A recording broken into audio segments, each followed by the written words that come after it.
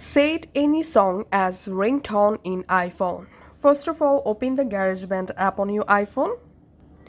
In GarageBand app, here you have to find out this audio recorder. Now tap on audio recorder. Here, first of all, make sure to disable this option. And then we have to enable FX mode. So just tap on this icon and it will jump into the FX mode. Now we have to insert here the song or music, which music we want to add a custom ringtone. So tap on this icon, select files, tap on browse items from the files app. Now all you have to need from your my files app, select the music that you want to set as custom ringtone.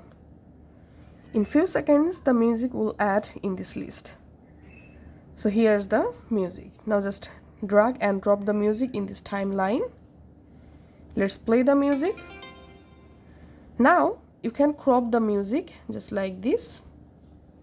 Now just tap on this icon, select my songs, and it may take some moments to save the ringtone here. Once it's exported, long press on the music, tap on share, select ringtone. Now give here your ringtone name, tap on export. Once the ringtone successfully exported, now all you have to need, just go to your iPhone settings. In settings, scroll down and tap on sounds and haptics, tap on ringtone.